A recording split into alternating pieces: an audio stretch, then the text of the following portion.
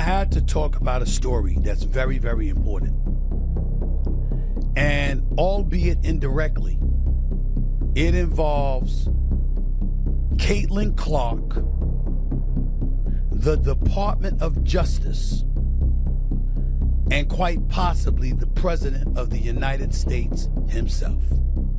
Somebody got to say it, so I'm going to say it.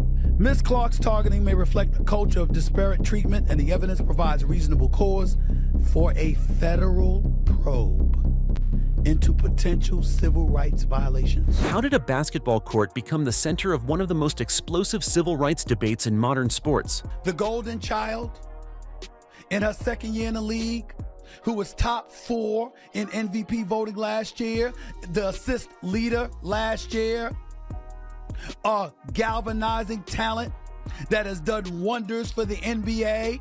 If she is seen to be physically getting abused on a basketball court in a way that is such a clear and flagrant discrepancy compared to what happens to others, that man is not going to say something. What began as hard fouls and whispered resentment has erupted into a nationwide reckoning, one that could force the WNBA to answer not to fans, but to federal investigators.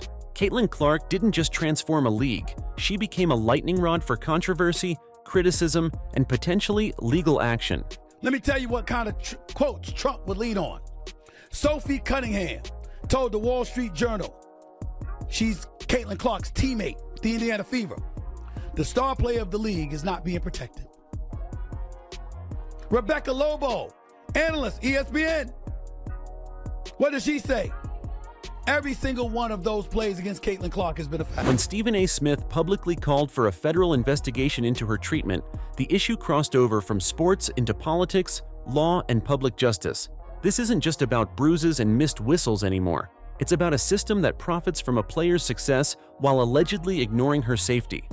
Ms. Clark's targeting may reflect a culture of disparate treatment, and the evidence provides reasonable cause for a federal probe into potential civil rights violations.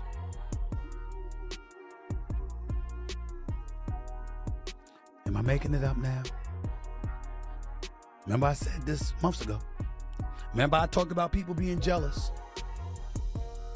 The Cheryl Swoops of the world and others. Remember I pointed that stuff out? Remember I talked about the rough housing? And now, the entire foundation of the league is being questioned.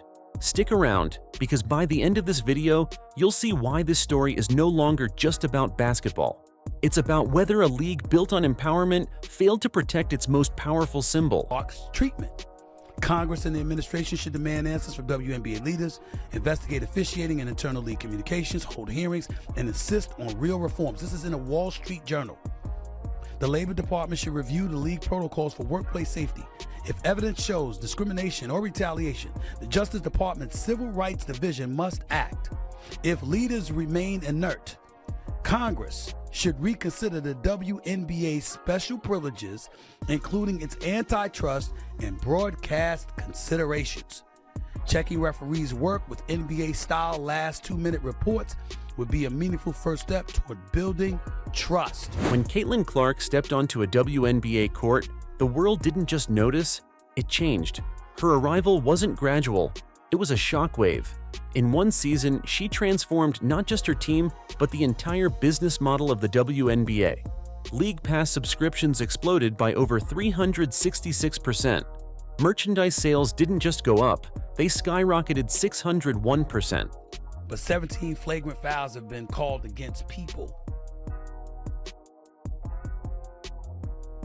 for beating up on Caitlin Clark. That's practically double what's happened for any other player in the league. They have evidence to say she's being treated unfairly. The Indiana Fever, a team once overlooked, suddenly found its viewership jumping 170%. Corporate brands lined up with over $11 million in endorsements. Even the app engagement, a forgotten metric for most teams, surged by 613%. In every way measurable, fan engagement, media attention, financial growth, Clark didn't walk into the league, she remade it. But instead of being embraced as a once-in-a-generation opportunity, she was met with resentment, whispers, and ultimately, bruises. The same league that profited off her image seemed unwilling to protect her body. That was the first salvo. I'm not asking you. This is Stephen A, baby. I'm telling you. It's the first salvo. It's not an accident that this is coming shortly after the WNBA players foolishly wore those shirts. As Candace Parker pointed out, pay us what you owe us, antagonizing the league, with pending CBA negotiations coming. Let's get one thing clear. Basketball is physical, but when one player takes 17% of all flagrant fouls in an entire season, twice the amount of any other player, something more sinister is at play. Clark became a magnet for abuse. Elbows to the face, late hits, shoves after the whistle. And what did the league do?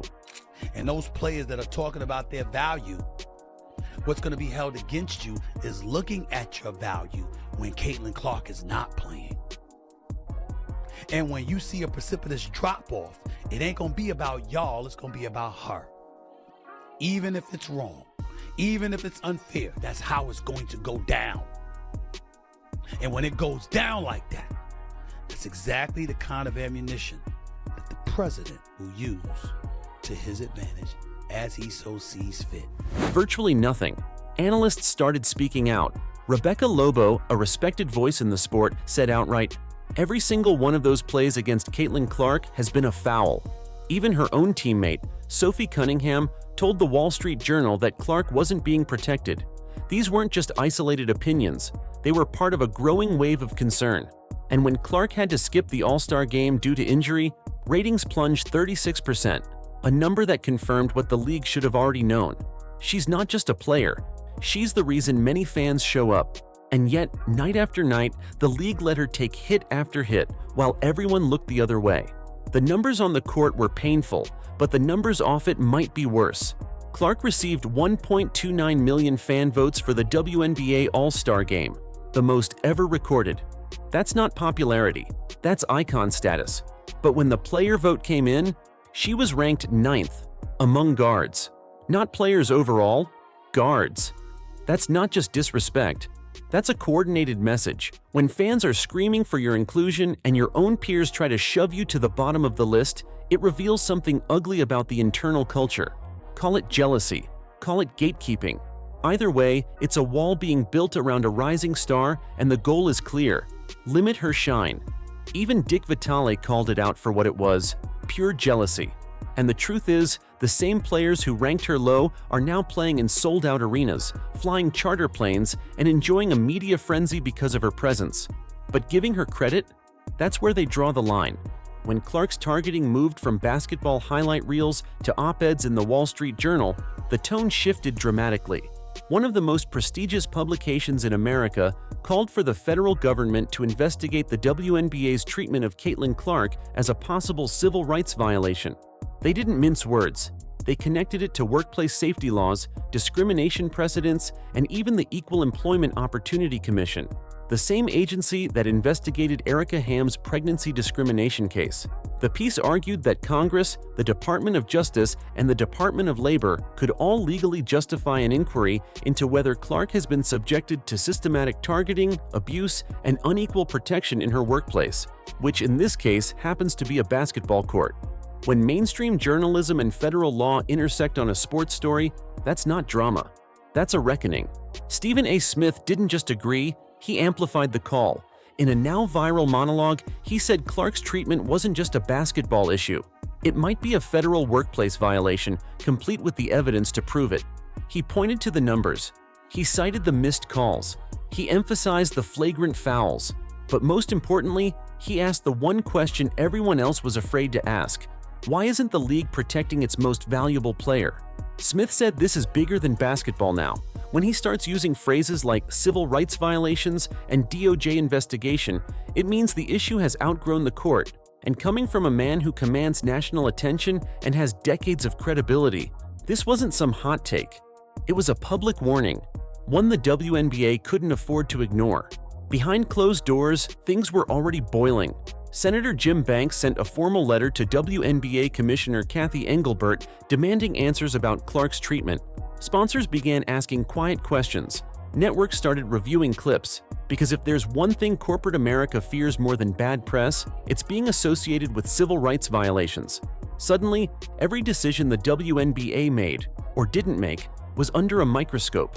Referee assignments, replay reviews, player fines, internal memos, all could become discoverable evidence in a federal case, one that could threaten the league's antitrust privileges, broadcast contracts, and future expansion. The tension wasn't just between Clark and the officials, it was within the league itself. Mystics co-owner Sheila Johnson questioned whether Clark deserved Athlete of the Year. Players made snide remarks, and those "pay us what you owe us" shirts during CBA negotiations. Candace Parker called it out, suggesting the timing, tone, and target weren't just about wages, but aimed squarely at undermining Caitlin Clark's influence. A league that should have rallied behind its most bankable star was now fractured, with Clark on one side and a bitter veteran class on the other. It wasn't just envy, it was sabotage. Let's be brutally honest, Caitlin Clark is the reason the WNBA got a second life. She didn't just show up and play well, she revived an entire league. The moment she was drafted, season ticket sales skyrocketed. Viewership climbed, endorsements flowed, merchandise sold out. And yet, while all that money flooded in, the same league that printed her face on every marketing banner allowed her to get elbowed, shoved, poked, and bruised without consistent protection. The economics don't lie. ESPN didn't expand coverage because the league had suddenly become competitive. They did it for her. Nike didn't hand over a historic deal to just anyone. They were betting on her longevity. The issue now is simple. If Clark walks, everything collapses, and investors know it. The Indiana Fever may have started the season quietly, but their recent moves were loud and clear. They didn't just recruit talent, they built a wall. Sophie Cunningham isn't just a sharpshooter, she's a bodyguard in sneakers. Lexi Hull is one of the grittiest defenders in the league. Aaliyah Boston brings the kind of inside presence that dares opponents to try anything dirty. And Kelsey Mitchell? She's been Clark's vocal protector from the jump. This isn't a rebuild, this is a declaration. The Fever's front office isn't going to let 2025 turn into another headline reel of Clark limping off the court while referees missed another call. This team is ready to fight, not just for wins, but for respect. Federal investigators don't move fast, but when they do, they leave no stone unturned. If the DOJ opens an inquiry into Clark's treatment, the WNBA's entire internal machinery becomes vulnerable. Every email, every replay review, every referee assignment, subpoenaed. That kind of investigation isn't about basketball anymore. It's about compliance, legality, and liability. Did the league knowingly allow mistreatment to continue? Were there discussions to downplay Clark's injuries or avoid public backlash? These aren't conspiracies. They're legal landmines, and if federal eyes find a pattern of neglect or retaliation, the league's reputation might never recover. There's a deeper issue here that no one wants to admit out loud. The WNBA is in the middle of a generational war. Clark represents the future, one powered by viral clips, sold-out arenas, and crossover appeal. But many of the league's veterans came up in a different era, one without the fame, the money, or the spotlight. The result? Tension, jealousy, resistance. Instead of welcoming Clark as a rising tide that lifts all boats, she's been treated as an outsider who didn't earn her place. The truth? She did more for the WNBA in 12 months than some franchises did in 12 years. But that success hasn't been celebrated. It's been punished. Behind every highlight and press release is a spreadsheet, and those spreadsheets belong to sponsors. They're not in this for justice or player rivalries. They're here for results. If a player like Clark, who delivers the biggest ROI the league has ever seen, is being visibly mistreated, sponsors will not stand by. They won't risk PR disasters. If the DOJ confirms even a whiff of workplace violation, companies like Nike, Gatorade, or ESPN won't hesitate to pull out or demand contract renegotiations. The WNBA might think this is a locker room issue, but for sponsors, this is a brand crisis waiting to explode. You don't build 1.29 million fan votes without touching hearts. Clark supporters aren't passive viewers, they're loyal, vocal, and mobilized. They're watching the fouls, they're replaying the missed calls, and more importantly, they're talking online, in forums, in comment sections, and on national television. Fans are demanding answers. Why does the most valuable player get the least protection? Why are ratings falling when she's injured? Why is the league pretending everything is fine when the footage says otherwise? This isn't just a fan base, it's a movement, and ignoring it is the fastest way to lose it. It's a delicate topic, but it can't be ignored. Caitlin Clark is a white player dominating in a predominantly black league. Some fans and commentators argue that her rise is being used by networks and brands to shift the spotlight, while others believe her mistreatment is worsened because of who she is and where she plays. The Midwest, with massive grassroots support. These layers complicate everything. But one thing remains true. The WNBA has a duty of care, regardless of race, background, or narrative. When a player is clearly being targeted at higher rates and the league remains silent, that silence becomes its own kind of statement. 2025 isn't just another season, it's a crossroads. The WNBA can choose to protect its greatest asset or risk watching the entire foundation crack beneath the weight of its own mismanagement. Clark doesn't need the league as much as the league needs her. That's not arrogance, it's math. If she leaves, if she breaks, or if fans believe she's not safe, everything collapses. The TV deals, the endorsements, the mainstream attention, the viral moments, all of it. And if the government steps in first, the league will lose more than money. It'll lose trust. And in sports, trust is everything. What started as a few missed whistles has snowballed into one of the most explosive controversies in WNBA history. Caitlin Clark didn't just revolutionize the game, she exposed everything broken behind the scenes. From peer jealousy to executive silence, from flagrant fouls to federal attention, this story has reached a boiling point. If the league doesn't act fast and fairly, the feds will. And once they do, the entire system gets ripped open. So the question isn't, should the government get involved? It's, how did we let it get this far?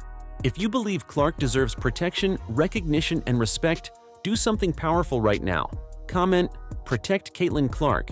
And if you want more truth like this, make sure to like, subscribe, and turn on notifications so you never miss the next chapter in this unfolding drama.